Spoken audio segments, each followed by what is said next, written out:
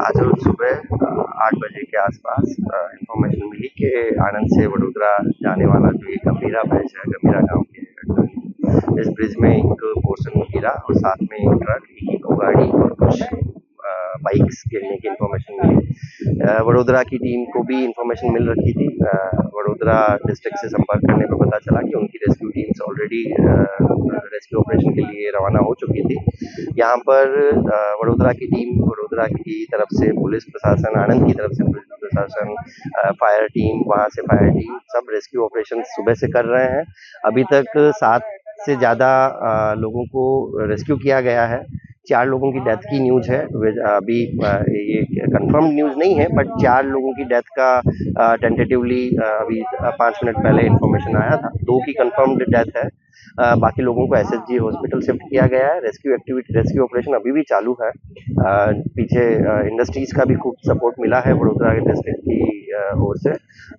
सो Vadodara collector के साथ हम संकलन में हैं और सारी रेस्क्यू एक्टिविटी जो जिला प्रशासन का ऐसे कोई भी दुर्घटना में सबसे पहली प्राथमिकता बचाव कार्य रहता है।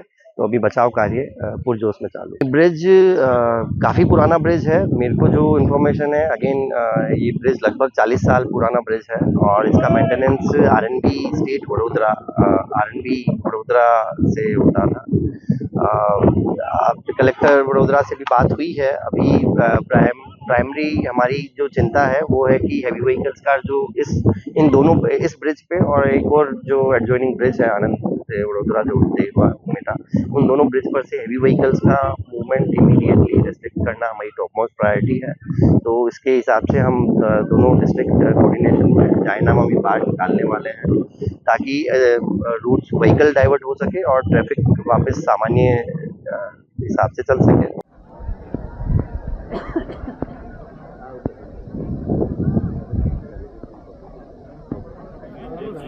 હાલતમાં દેખાઈ રહ્યો છે લાગે છે કે તંત્ર કોઈને કોઈ રીતના કોઈ દુર્ઘટનાની રાહ જોઈ રહ્યું હોય ના એવું લાગતા હોય છે પણ એમાં શું છે કે હવે આની